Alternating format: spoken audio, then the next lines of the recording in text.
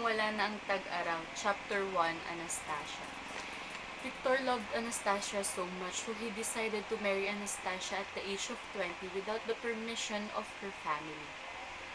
Lucio, on the other hand, was the best friend of Victor, so he helped Victor and supported him in this decision. Substantial parallelism. In Psikolohiyang Pilipino, the level of interaction, the character of Victor, Anastasia, and Lucio from one another is the ibang tao category.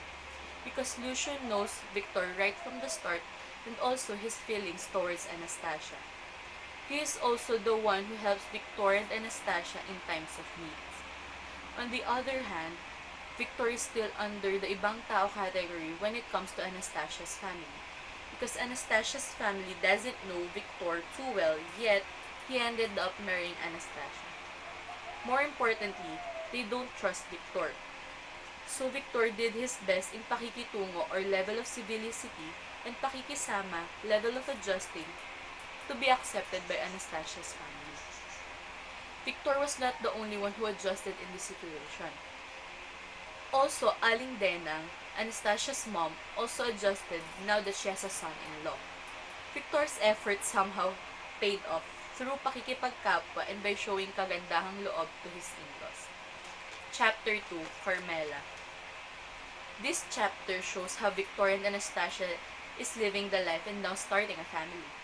It also shows how Victor is working so hard to provide for his family. Then one day, a king, Victor's friend and co-worker, influenced him to do what he does, to have a mistress. A king's mistress's name is Esther. Esther had no idea that a king has a wife and a child back home. Later on, when a king introduced Carmela to Victor, Victor did not immediately fall in love with her, though there was a mutual attraction in both of them. It did not last long for Victor to realize that he is in love with Carmela, even though he has a wife and now expecting a child. Anastasia was then neglected by Victor because he is devoting most of his time to Carmela. Lucio, on the other hand, was so concerned for the childbearing Anastasia, so he and his wife are taking care of her. He even offered to look for Victor while Anastasia is waiting at home. When Lucio finally found Victor, he was upset because he saw his best mate with another woman. Soon enough, Carmela found out that Victor is married and she decided to stay away from him. Substantial parallelism. This chapter is about karangalan for Victor because he is a family man and his humanities or pagkatao is at stake for having a mistress. For Carmela, her character in this chapter is screaming for katarungan because she needs justice for what Victor has done to her. For a king's character, of course, is under the ibang tao category for Victor because they are keeping both of their dirty little secrets.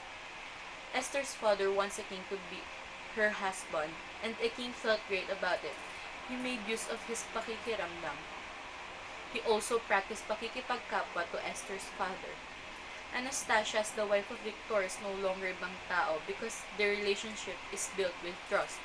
But when Victor met Carmela, he's always making katwiran or giving reasons or excuses to Anastasia for not being with her most of the time. Behind those reasons, of course, Anastasia's character demands to know the truth because she has the right to.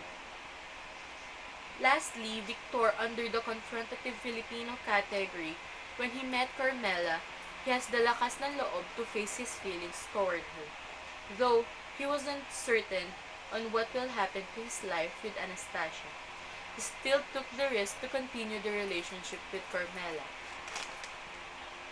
This has been Arian J. S. Villaferte from the Laborers Group reporting about the Kung Wala na ang Tag-Araw chapters 1 and 2. Bye!